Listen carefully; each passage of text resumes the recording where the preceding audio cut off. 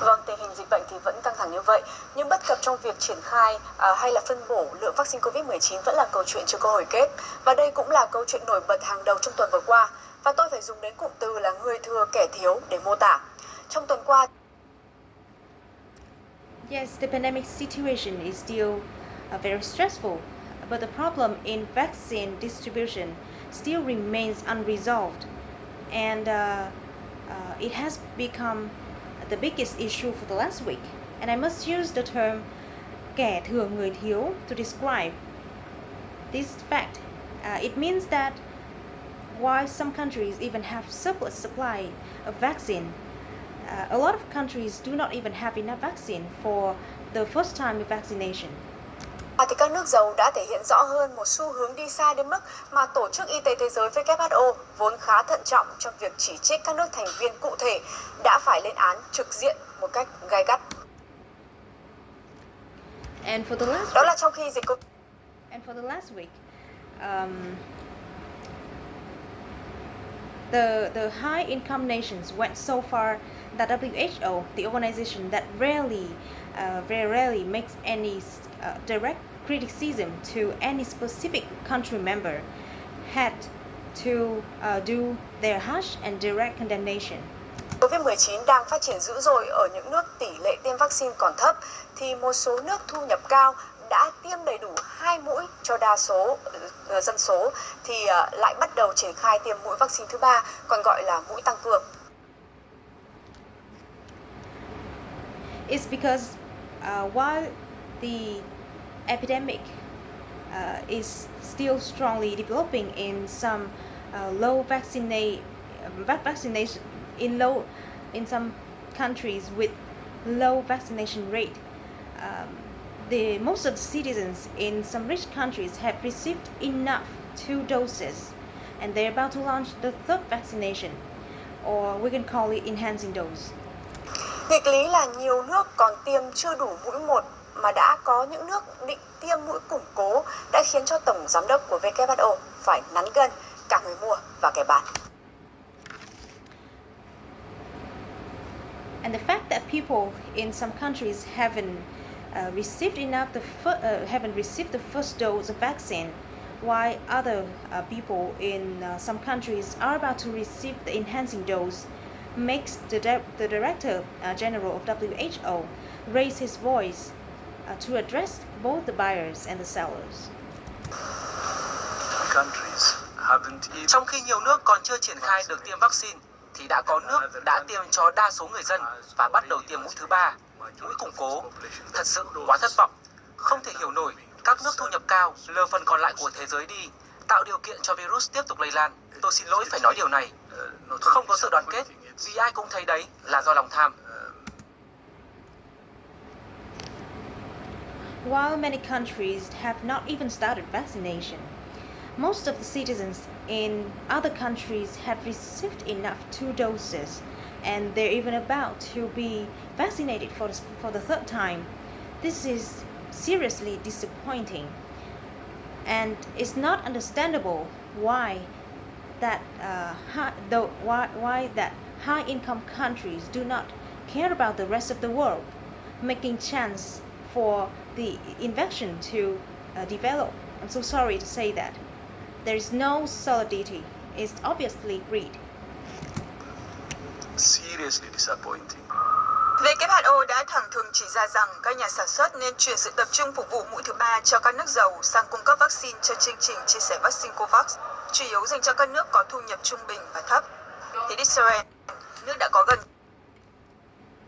It is directly stated by WHO that the vaccine producers should move their distribution focused for the rich nations to COVAX, where the vaccine distribution is mainly for low and average income countries.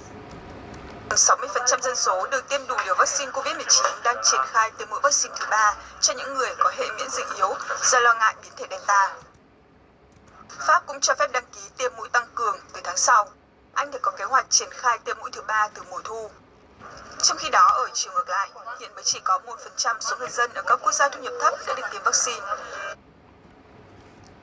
In Israel, about 60% of its citizens received enough vaccine doses, and the country is launching the third vaccination for the people with poor immune system due to the concern about Delta variation. And in France, the country allows citizens to sign up for for the enhancing dose from next month. And in the UK, the country have planned for the third vaccination since autumn. And on the other hand, only 1% of people in African countries have vaccinated for the first time. Đặc biệt ở các nước châu Phi, có những nhân viên y tế thậm chí còn chưa được tiếp cận với vaccine dù ở trên tuyến đầu chống dịch. And especially many of their healthcare workers haven't been even vaccinated for the first time, even though they're in the front lines of the fight against the epidemic. Vâng, số người mắc và tử vong vẫn tăng lên hàng ngày ở những nước mà đa số người dân còn chưa được tiêm vaccine bảo vệ đầy đủ là thực tế đau lòng. Hiện trạng này cho thấy thế giới mà chúng ta đang sống đã thực sự bị chia thành hai nửa. Yes, ladies and gentlemen, the number of deaths and infected people is still on the rise every day. And the fact that most people in some countries haven't been vaccinated is sad. It also shows that the world we're living in is divided totally in two parts. Khu vực của chúng ta, Đông Nam Á tuần qua thì vẫn tiếp tục đối mặt với làn sóng gia tăng mạnh về số ca mắc mới và tử vong vì Covid-19. Indonesia đã thành tâm dịch số 1 của châu Á, còn ở Myanmar thì người dân phải tự lo cho mình trong cảnh thiếu oxy nghiêm trọng, cướp đi sinh mạng của nhiều bệnh nhân. And now Southeast Asian area saw a dramatic increase in the number of deaths and infected people, and in Indonesia has become the most largest epicenter of the pandemic in Asia. And in Myanmar, people have to take care of themselves in such an inefficient condition of oxygen supply, which takes away the lives of many people. Indonesia, quốc gia đông dân nhất Đông Nam Á, đã trở thành tâm dịch lớn nhất của cả châu Á trong tuần qua. Nhiều ngày liên tục, nước này ghi nhận số ca mắc lên tới hàng chục nghìn trường hợp, cao hơn 10 lần so với số ca hàng ngày được ghi nhận hồi tháng trước. Cũng chỉ trong vòng một tuần gần đây, số người tử vong vì Covid-19 ở Indonesia thống kê trong vòng 24 giờ đã tăng gấp đôi so với giai đoạn đầu tháng 7. Indonesia, the most populated country in Southeast Asia, has become the most largest epicenter of the epidemic, and this country has seen up to tens of thousands positive cases in so many days in a row, 10 times higher than that of the last month. And during last week, the number of deaths recorded in 24 hours doubled compared to that of early July.